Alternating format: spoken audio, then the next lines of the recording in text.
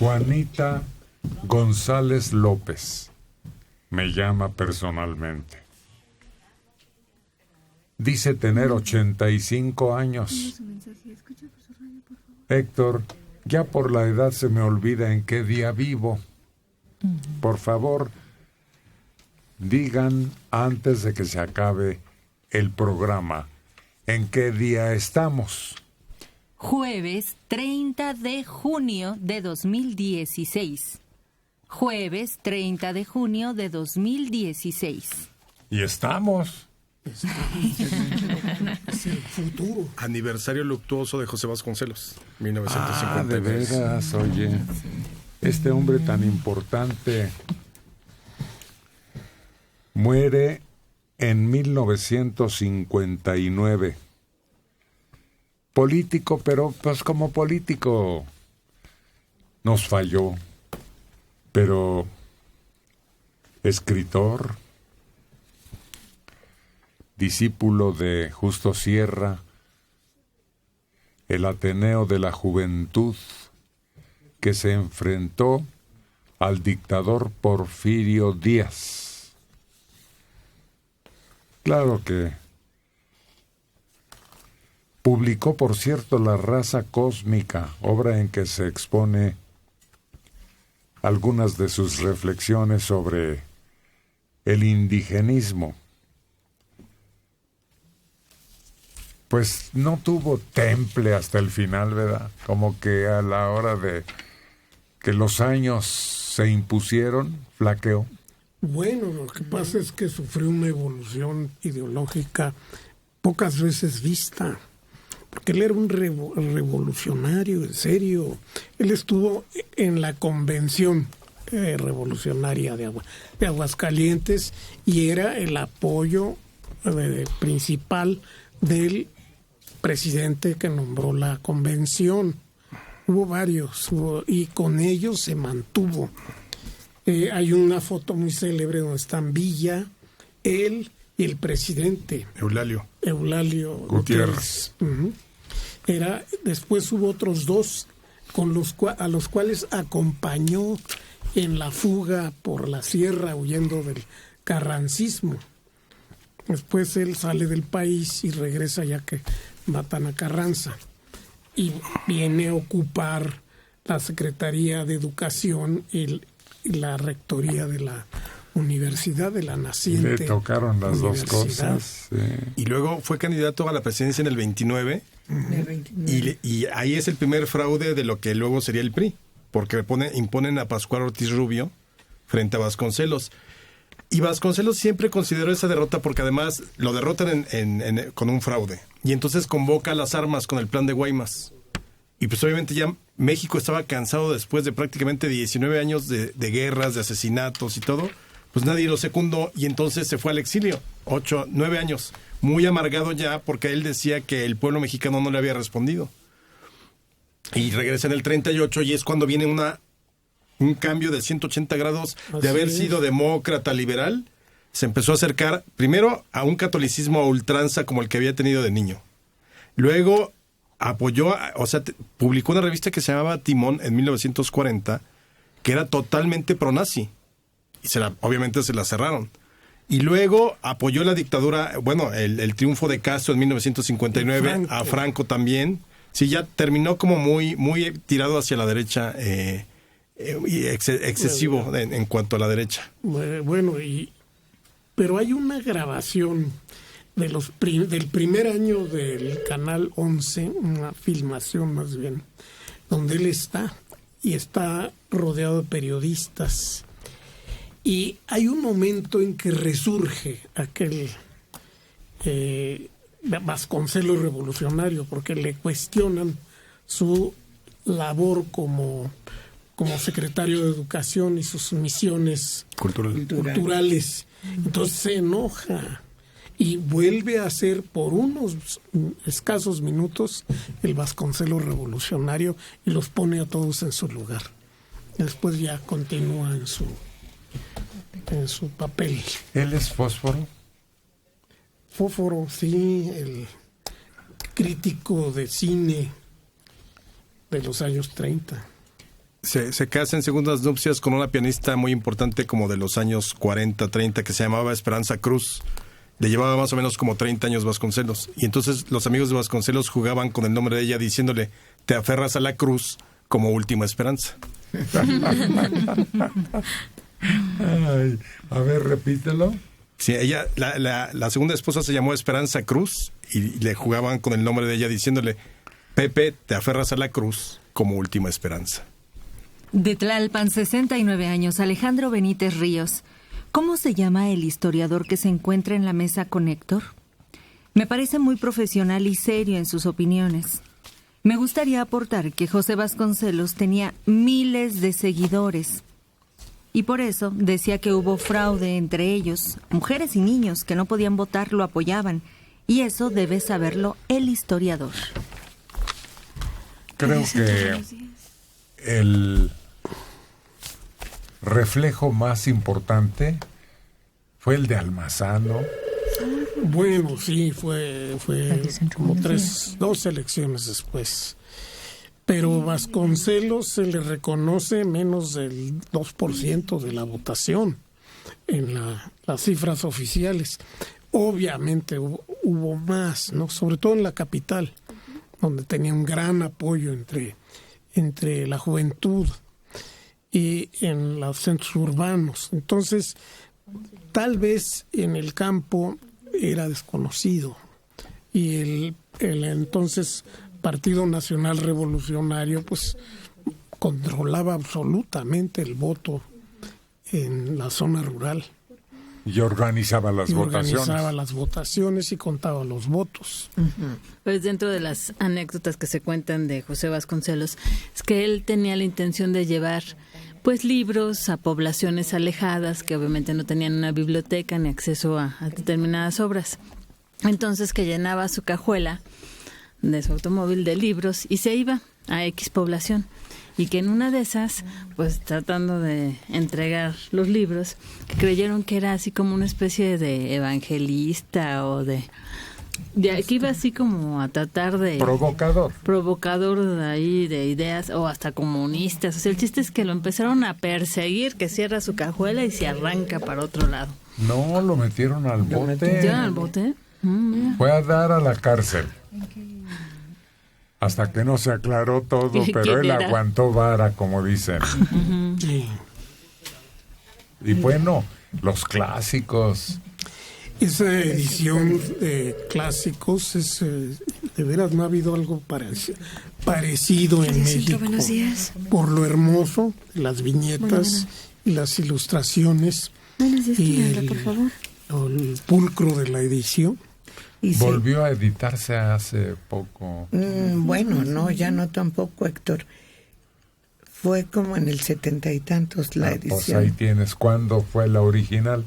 En 30 y tantos. Pues hace poco. 20 y tantos. Y él participaba en un programa, ¿no? Con diferentes intelectuales de Domecq, ¿no? Que estaban todos sentados y era la copa de Domecq. Era los que eran Teleunam. Ajá.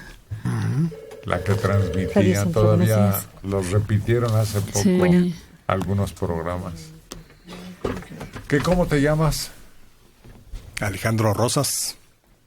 Y así firmas en todos tus libros y conferencias. Así y está, reuniones. En todos. Alejandro Rosas nada más. ¿Todavía vive tu abuelo? No, mi abuelo murió. Mi abuelo, el que, digamos, de donde traigo la tradición de escribir y de la historia, porque su papá fue revolucionario, murió en el 91. Si no, él desgraciadamente ya no alcanzó a ver nada de lo que... Tu producto. No, ni mis pininos, ni nada. No. Sí supo que ya empezaba a trabajar con Enrique Krause, pero ya no pudo leerme nada. Sí. Qué lástima que no vio. Sí, caray. Pero pues murió de 88 años. O sea, longevo fue. Así que él fue el que te sonsacó.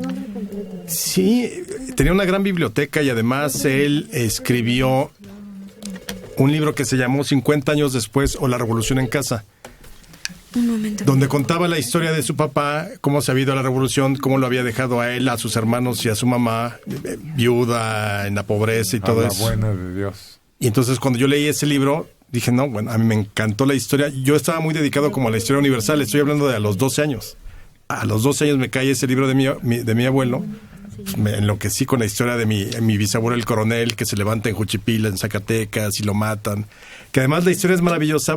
Y digo, porque yo siempre he creído que todos tenemos un cadáver guardado en el closet, como familia o como individuo. Y resulta que en la historia familiar siempre nos decían que mi bisabuelo había muerto en la revolución, y sí, levantó tropas, tomó Juchipila, combatió en el cañón de Juchipila y demás. Pero no murió en combate revolucionario, murió por un lío de faldas. Ya después de haber pacificado la región y todo, pues era ojo alegre mi bisabuelo. Pero entonces esa historia, ir descubriendo esas historias es fascinante para un historiador. Y yo no tengo ningún problema en contarlo, porque pues, es la historia, es naturaleza humana, así son las pasiones.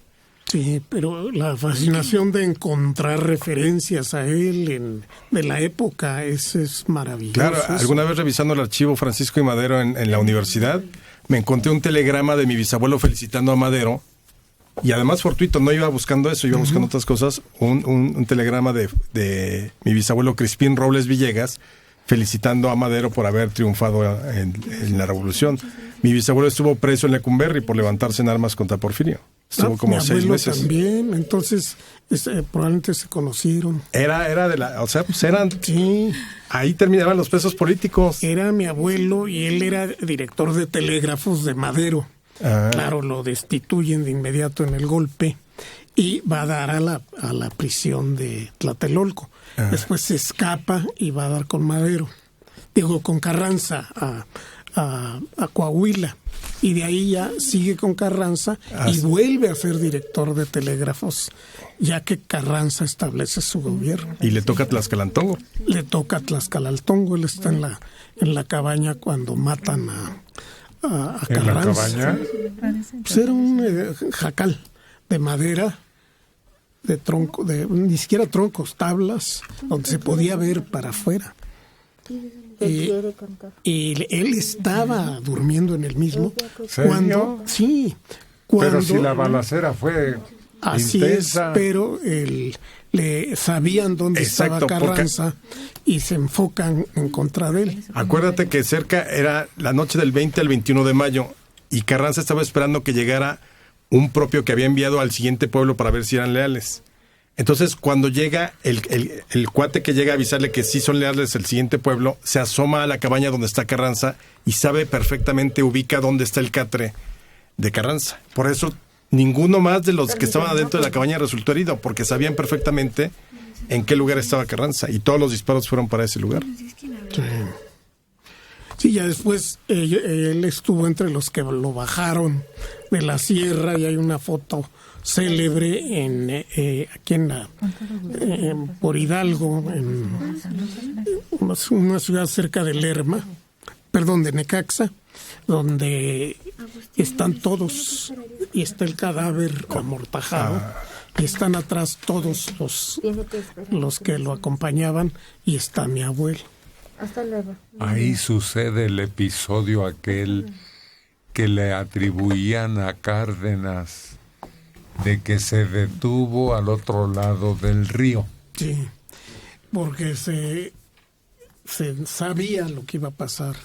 Entonces dijo, yo no quiero verme enredado en esto. Entonces mandó un telegrama diciendo, el río está crecido, no puedo cruzar, para unirme a las fuerzas de... No recuerdo el que encabezaba la columna que la asesina. Rodolfo Herrero, sí. Pero yo creo que de haberle tocado, no sé si realmente estaba el río crecido, yo creo que Cárdenas no era del talante asesino de Obregón o Calles. No. No, decía, cuidado, es el presidente, y yo verme envuelto en esto, ni de chiste. Sí. Bueno, ¿y qué? Estoy esperando el lío de faldas. Bueno, era entonces, mi bisabuelo al parecer andaba de coqueto con una chavita de 17 años de un pueblo vecino. Y entonces un día yendo, él estaba en ese entonces en Jalisco, me parece que va a Ocotlán, y en el camino algún novio que tenía esta muchachita le pone una emboscada y se lo clarea y ahí cae muerto. Buenos días, Radio Centro. Sí, él se levantó en armas en abril del 13, el 14 de marzo del 14 lo matan. Menos de un año. Menos de un año. Y ya no nos hizo justicia la revolución. Saltó la revolución. Sí, claro. Jorge Alberto Paz Gamero, 44 años, en Coyoacán. ¿Ustedes saben si Carmen Aristegui se va a lanzar como candidata a la presidencia? El rumor está muy fuerte en redes sociales. Incluso dicen que Carlos Slim es su padrino. Ah, pues que a todo dar, sí. Ya está Ferris de Con. Sí. Que no haya otra persona de la comunicación. Pues ya son tantos los suspirantes que les va a tocar de a voto. No hay, ella no ha manifestado ningún. Sí, ya salió. Pero no creo que sea ella, sino un grupo de gente que publica con el nombre de Carmen. Agustín Gómez. Ese tal Rosas le pone mucha crema a sus tacos. Me encanta la crema. Si tanto está alegando, que se postule como presidente. ¿Pero yo por qué? Que les va a tocar de a voto. Sí. No. Creo que necesitamos un sector que haga crítica, que analice y que reflexione. A mí me gusta estar en ese lugar. Sí. ¿Y cómo participo? Votando, promoviendo el voto entre la gente que conozco, participando de distintos, pagando mis impuestos, haciendo lo que me corresponde como ciudadano. Es que piensan que ser presidente es nomás sentarse en un escritorio a dar órdenes. No, son horas y horas de analizar documentos y cifras y de escuchar informes kilométricos de sus distintos miembros del gabinete y de tomar unas decisiones espinosísimas en cada caso. Por eso envejecen. Y por eso quien decide irse por una candidatura debe de tener claro que es capaz de hacer eso. Sí. O sea, una cosa es que te impongan como candidato y otra cosa es que tú, en uso pleno de tus facultades mentales, libre y voluntariamente digas, sí quiero ser porque creo que puedo ser capaz de organizar, de no dormir en el beneficio de la patria, buscar el mejor equipo. O sea, yo creo que la gente que ha llegado es porque cree que en algún momento dado podía resolverlo. No creo que nada más fueran a hacer bola. No, le saque, ¿qué? Le saco.